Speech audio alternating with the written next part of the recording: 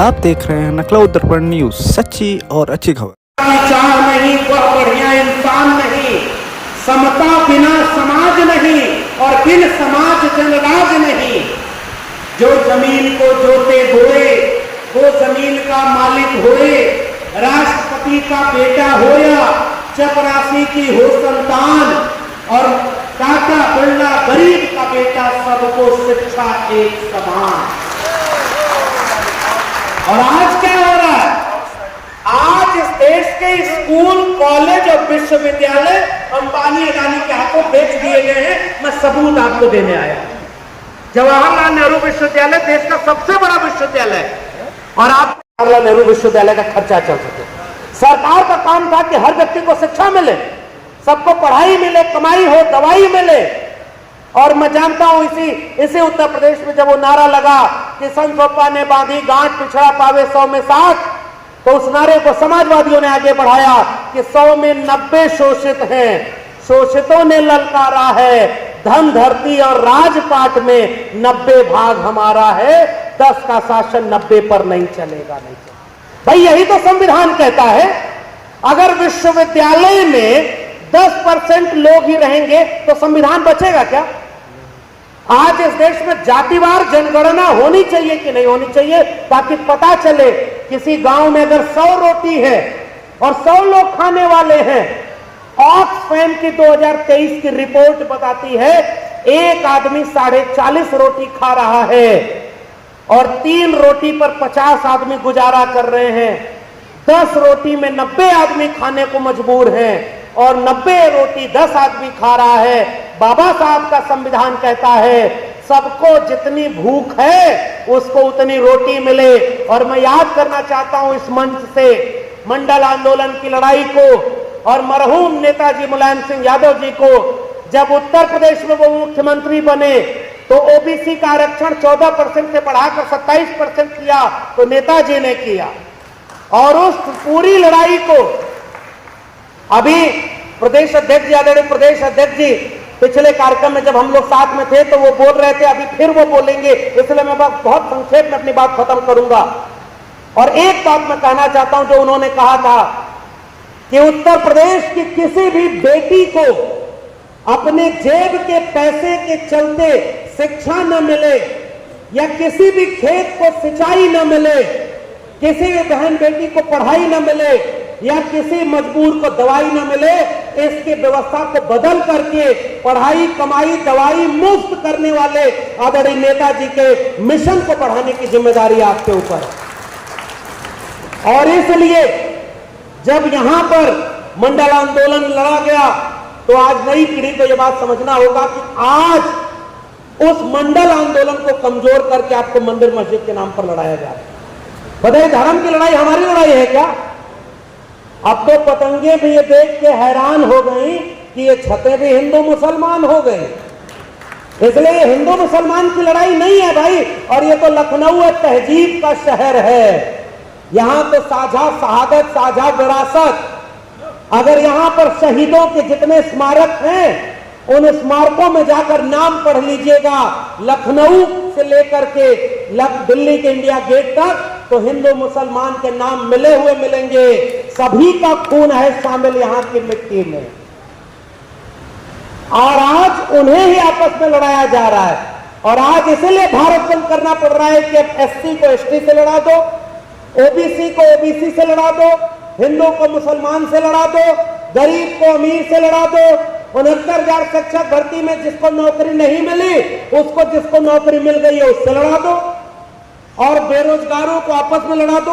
और सब लड़ाई लड़ा करके और वो अपनी लखनऊ से लेकर दिल्ली की कुर्सी बचाना चाहते हैं। लेकिन हमारी लड़ाई किसी कुर्सी और चुनाव को बचाने की नहीं है। मैं आखिर में गुजारिश करके जा रहा हूं, 3 बातें केवल गांव के लोगों को समझाइएगा।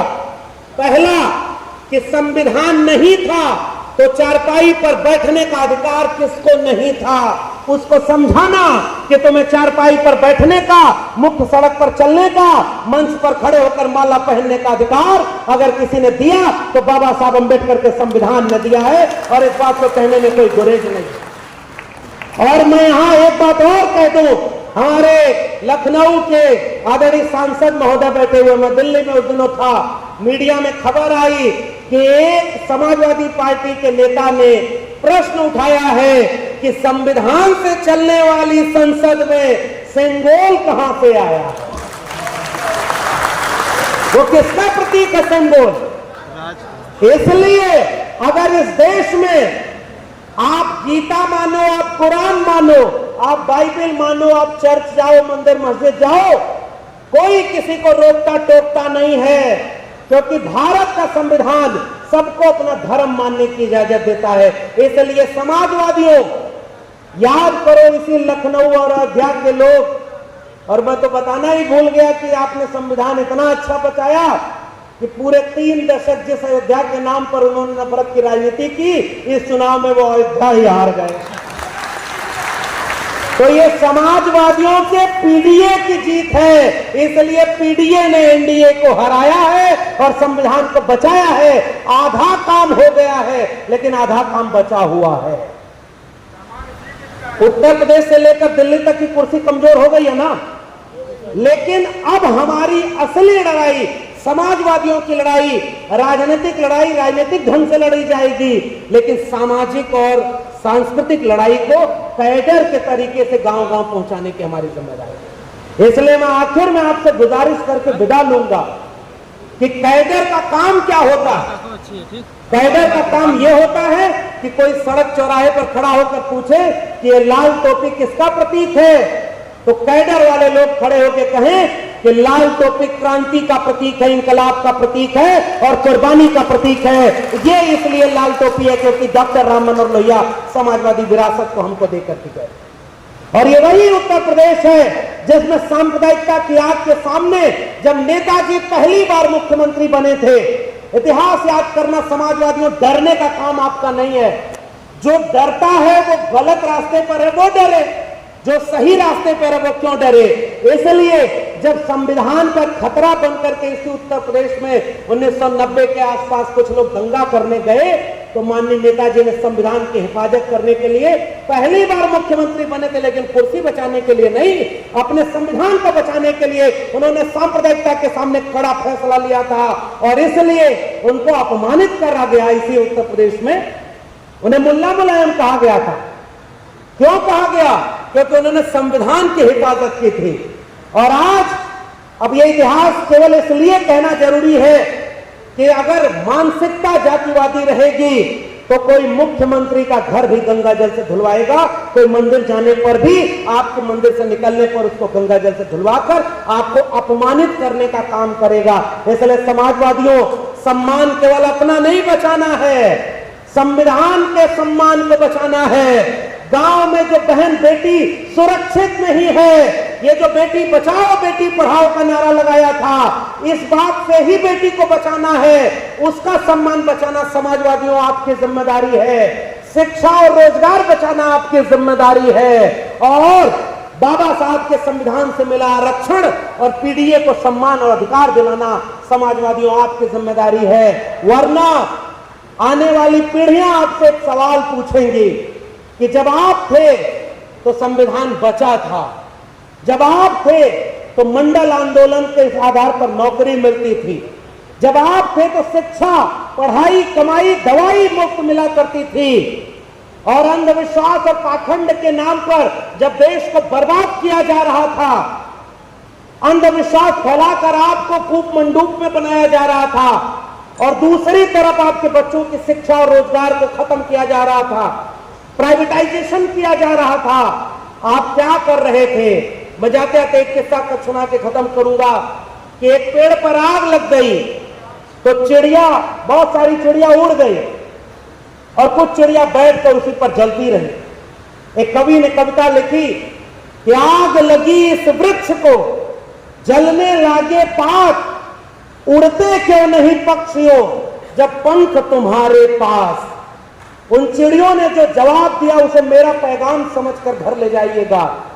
उन चिड़ियों ने कहा कि फल खाएं इस वृक्ष का और गंदे कीन्हे पात, तो धर्म हमारा यही है, जले इसी के साथ। भागने वालों में समाजवादियों का नाम नहीं शामिल होना चाहिए। इस संविधान का लाभ हमने लिया, नेताजी के कुर्बानी से बने हुए भारत का लाभ हमने लिया, मंडल आंदोलन का लाभ हमने लिया। और जब उस पर खतरा हो तो हम अपनी नौकरी बचाते, हम अपना घर बचाते। और इसलिए नवाज देवबंदी का शेर याद रखना, जलते घर को देखने वालों, फूस का छप्पर आपका है, आग के पीछे तेज हवा है, आगे मुकद्दर आपका है। उनके कत्ल पे मैं भी चुप था, मेरा नंबर अब आया, और मेरे कत्ल पे आप भी चुप हो, अगला नंबर आपका है।